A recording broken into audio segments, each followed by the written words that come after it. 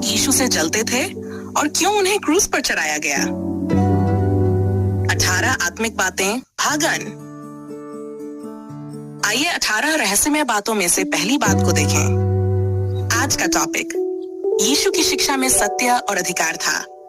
आइए हम बाइबल से ये वचन पढ़ें। मत्ती 7 का 28 और 29। जब यीशु ये बातें पूरी कर चुका, तब भीड़ उसके उपदेश से चकित हो गई, क्योंकि वह उनके शास्त्रियों की नाई नहीं, पर अधिकार के साथ उपदेश देता था। क्या आपने कभी सोचा है, जब यीशु ने प्रचार करना शुरू किया, तो भीड़ क्यों खिंची चली आई? और वे अगुवे जो खुद लोगों को धर्म सिखाते थे, वे ही क्यों उससे जलने लगे? मत्ती 27 का 18। क्योंकि वह जानता था कि उन्होंने उसे डाह से पकड़वाया। पर सवाल है, डाह क्यों? आइए हम इसे 6 महत्वपूर्ण बिंदुओं में समझें। पहला बिंदु, यीशु की बातें सीधे दिल में उतरती थीं। वो कठिन भाषा नहीं बोलते थे। उन्हें समझाने के लिए रोटी, भेड़, चरवाहा, पक्षी और फूलों की मिसालें काफी थीं।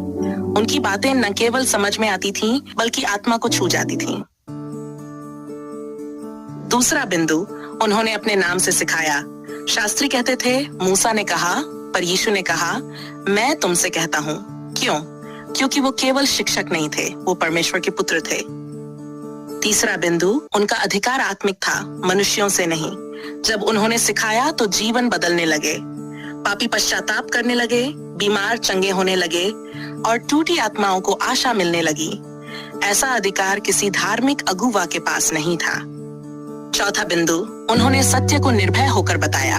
उन्होंने पाखंडी फरीसियों को ललकारा, गरीबों को गले लगाया और कहा, तुम सत्य को जानोगे और सत्य तुम्हें स्वतंत्र करेगा। ये बात अगुवों को चुभ गई, क्योंकि लोग उनके नियंत्रण से निकलकर मुक्त होने लगे थे। पांचवा बिंदु, भीड़ चकित हो जाती थी। मत्ती 7 का 28 और 29। जब यीशु ये बातें पूरी कर चुका, तब भीड़ उसके उपदेश से चकित हो गई, क्योंकि वह उनके शास्त्रियों की नाई नहीं, पर अधिकार के साथ उपदेश देता था।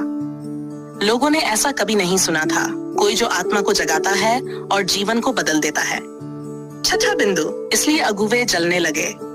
उनके पास केवल ग्रंथों का ज्ञान था, पर यीशु के पास परमेश्वर का जीवित वचन था। वे डराकर चलाते थे, पर यीशु प्रेम से बुलाते थे। यही कारण था कि वे डाह से भर गए और अंततः उन्होंने उसे क्रूस पर चढ़वा दिया। आज हमारे सामने भी वही सवाल है, क्या हम केवल धर्म की बाहरी परंपराओं में उलझे रहेंगे, या उस यीशु को अपनाएंगे जिसकी बातों में सत्य, अधिकार और अनंत जीवन है? यीशु आज भी वही है, सत्य, मार्ग और जीवन। उसकी शिक्षा में आज भी वही शक्ति है जो आत्मा को छुड़ाती है और जीवन को बदल देती है। अगर यह संदेश आपके दिल को छू गया है, तो इसे शेयर कीजिए, लाइक कीजिए और सब्सक्राइब करना मत भूलिए, ताकि और लोग भी इस सच्चाई को जान सकें। प्रभु आप सभी को आशीष दे। आमीन।